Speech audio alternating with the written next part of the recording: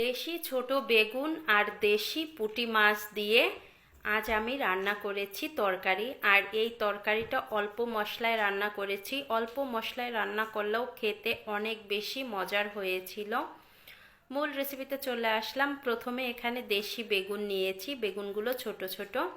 এই বেগুনে কিন্তু কোনো সার দেওয়া নেই, মা আমাকে বেগুনগুলো দিয়েছে। এই বেগুনগুলো এখন ছোট ছোট করে কেটে নিব, আর কাটার সঙ্গে সঙ্গে জলের মধ্যে ভিজিয়ে রাখতে হবে। বেগুনে কিন্তু কষ থাকে, এই কষটা জলের কারণে বের হয়ে যায়। বেগুনগুলো ধুয়ে তারপরে চলে আসলাম রান্না করার জন্য চুলায়।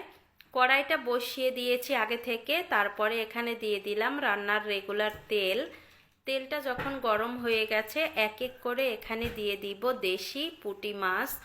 আর মাছগুলো অনেক অনেক বেশি মজার হয়েছিল খেতে।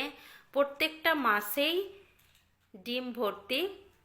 মাছগুলো দেওয়ার পরে আমি কিছুক্ষণ জাল করে নিয়েছি। এখন এক এক করে মাছগুলো উল্টিয়ে দিব। মাছগুলো উল্টিয়ে দিয়েছি।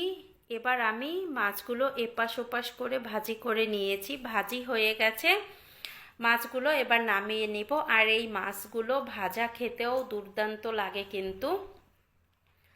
রান্নাটা করার জন্য এই তেলের মধ্যে আরও একটু তেল দিয়ে দিলাম। ফোড়নের জন্য দিয়ে দিব কালো জিরা।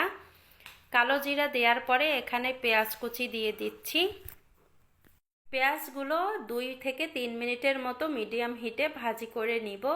এই তো লাল লাল হয়ে গেছে। এ পর্যায়ে এখন আমি এখানে দিয়ে দিব জিরা বাটা। পাটায় বাটা মশলার স্বাদই অন্যরকম। পাটায় বেটে নিয়েছি, এখানে আর কোনো মশলা আমি দিব না। এই মশলাতেই তরকারিটা খেতে অনেক বেশি মজার হয়। এখন একটু জল দিয়ে দিলাম, মশলাটা যেন না পুড়ে যায়।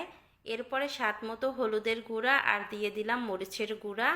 স্বাদ মতো লবণও দিয়ে দিলাম। দিয়ে কিছুক্ষণ জাল করে নিয়েছি। এখন মশলাটা কষানো হয়ে গেছে, উপর দিয়ে তেল ছেড়ে দিয়েছে। এ পর্যায়ে কেটে ধুয়ে রাখা বেগুনগুলো দিয়ে দিলাম। বেগুনগুলো দিয়ে এই মশলার সাথে কষিয়ে নিব। একটা ঢাকনা দিয়ে ঢেকে 2 থেকে 3 মিনিট আমি কষিয়ে নিয়েছি। তারপরে ঢাকনা ছাড়া আবার কষিয়ে নিয়েছি। কষিয়ে নেওয়া হয়ে গেছে বেগুনগুলো। এবার এখানে দিয়ে দিব জল। জল দিয়ে ভালোভাবে একটু নেড়েচেড়ে নিলাম। এখন গ্যাসের ফ্লেম হাই হিটে রেখে জাল করে নিব 4-5 মিনিট। 4-5 মিনিট জাল করা হয়ে গেছে। এখন এখানে দিয়ে দিব ভাজি করা মাছগুলো। এক এক করে সবগুলো মাছ আমি দিয়েছি। এবার একটু নেড়ে চেড়ে ঝোলটা শুকিয়ে নিতে হবে।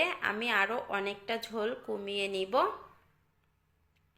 এই তো ঝোলটা শুকিয়ে গেছে, এখন অল্প পরিমাণে ঝোল আছে।